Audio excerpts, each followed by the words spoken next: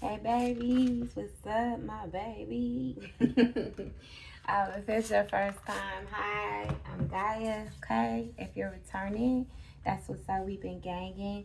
I want to let you know that it's all energy, okay? And I really just want to come through with the story time right now. Today I have set the intentions to just really move in love, okay? Move in love. It's been a lot of different stronger energies that I've had to filter through. But I really am setting my intentions on love. So sit back, baby. Spark up, do what you do, get your tea, okay? Rock with me, okay? I got a story time. And this may, I'm going to set the intentions that it assists in illuminating something from the past within you that assist in your love journey or assist in you connecting to your authentic self. All right. So um I was kind of the little personal. I was kind of the only child. I mean, not really, but kind of, right? And I had a younger brother by the time. So this was so crazy because my mother decided to have a child. I was how old was I? I think I was 8. No, 4 years. So 16, okay. And my little brother, he's transitioned now, okay. I always see him as my guardian angel. He's was such a smart, just ahead of his time. I always say this, and I watching my little brother.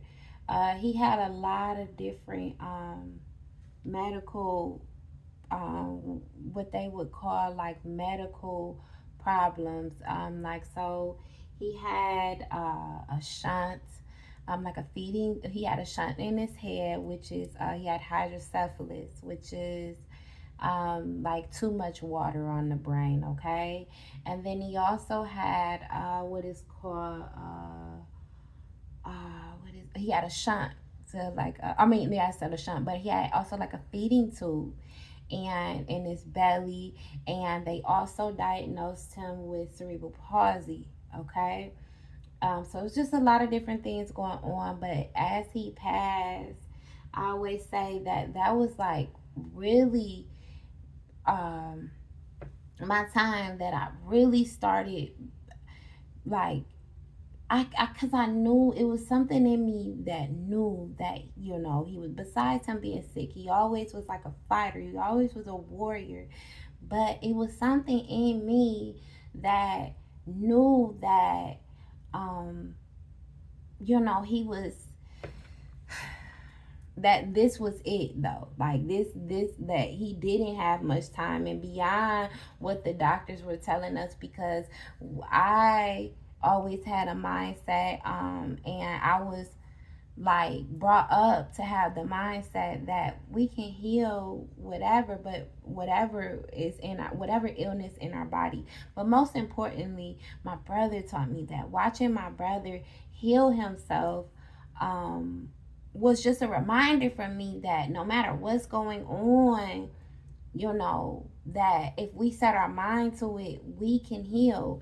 And he slept a lot too, so that always reminded me that we can rest.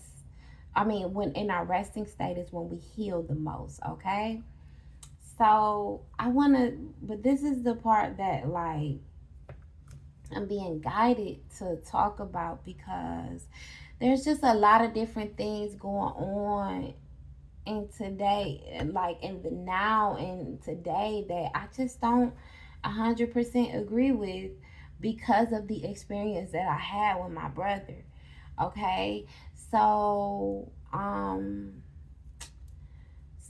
as he was passing, I guess they said that he had developed some type of like stomach cancer. Okay, and uh his belly, which was so weird. I just remember my mother's stating like it looks like he's pregnant. Like she kept saying that like it looks like he's pregnant.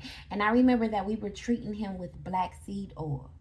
So nothing like was working, but we were treating him with black seed oil, and that's how I've went back to black seed oil. I've actually recommended this to so many friends of mine. Okay, that black seed oil is like such a great natural cure, okay, for a lot of different things. But we were watching the black seed oil like flush him out. Like we were flushing him with the black seed oil, but it was like whatever was in his stomach was growing faster than what we could flush it out with. Okay.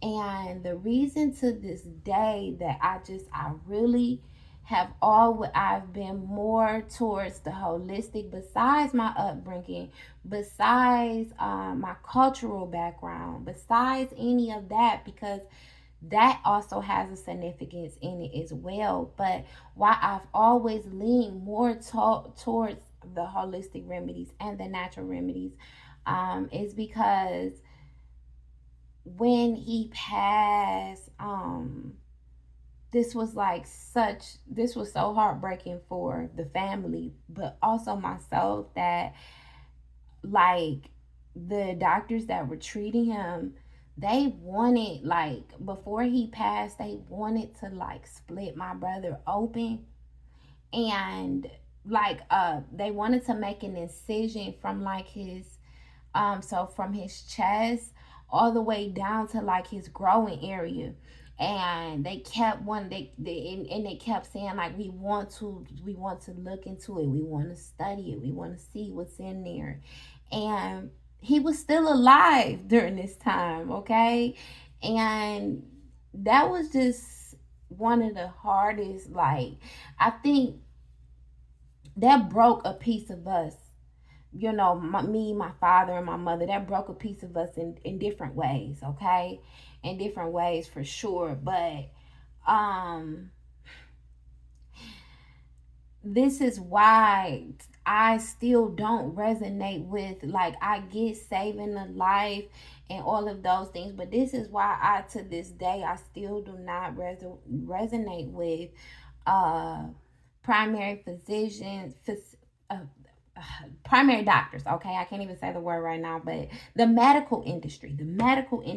Okay, that's just that, the medical industry, because I personally believe that the medical industry is not what, like, the ones that are truly doing it for the love, because they wanted to save a life, that they're no longer in the medical field, or they are few far in between. And that takes me back to a primary doctor that I had when I was like 3.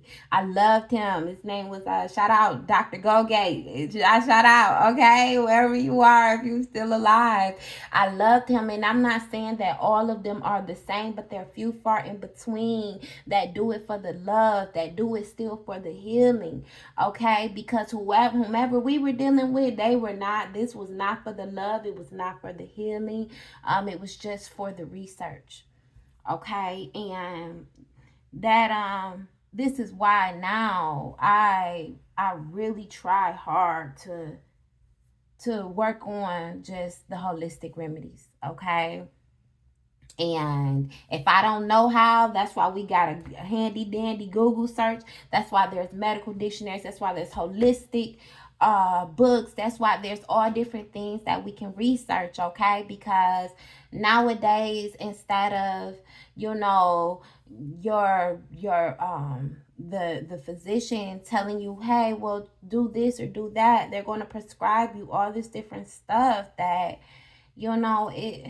it's just unnecessary. So I say I tell this story again because, like I said, I set the intentions for love. So I say this, that whatever you're doing, ensure that you're doing it for love. If you have committed to a career of research and study, that you align yourself to the love in research and study. That it is not just the research and study first, that it is the love first, that it's the heart first. If you're doing whatever you're doing, make sure that you're doing it out of the heart first, because when you don't, you rip apart all types of things. You send out ripples in the universe, on the planet, that people have to this like trauma, like you send vibrations of trauma and lifetimes of trauma that is left to the people to heal. And that's just like that's an irresponsible soul to me. That's someone that is irresponsible, not thinking about what they're doing, or not even caring. So whatever you're doing, ensure that you align to the heart first. Because people are going to be people, and they're going to do it, and everything that I resonate with me may not resonate with you. That's okay. Okay? But make sure whatever you're doing it out the heart. From the heart. Okay? And try to find the best way to cause the least amount of pain. Sometimes there has to be pain. Okay, but try to find a way to cause the least amount of pain. That's what I got in this story time. Okay, it was a little sad, it was a little all over the place, but I code and I align that this hits your soul, your heart, and that it activates you. Okay, so remember that. Do everything out of the heart. Okay, baby? All right, much love. Until next time. Mwah.